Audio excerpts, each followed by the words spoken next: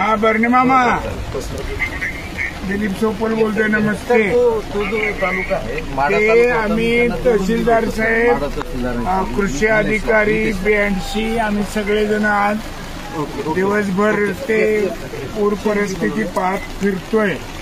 अतिशय भयावह स्थिती आहे आणि गेली 2-3 दिवस कंटिन्यू पाऊस आहे आणि सगळे 5 मिलीमीटरच्या पुढे आहे. हा, तर आता मी त्या पिंपरी गावात आलो आहे, पिंपरी पा.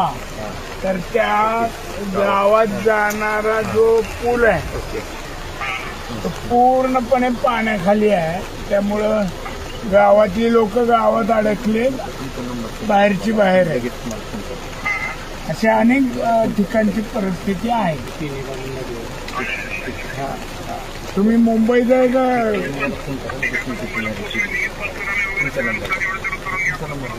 एक मिनिट जरा तहसीलदारांना देतो.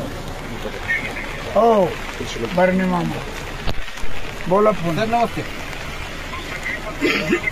हो यस सर, सगळे आमचं पूर्ण तालुका सर अतिवृष्टीत सगळे मंडळ आलेले आहेत सर आणि सगळीकडे yes yes yes sir yes sir yes yes yes sir yes sir. देवबकड काय असेल ती. होय होय मामा. ओके.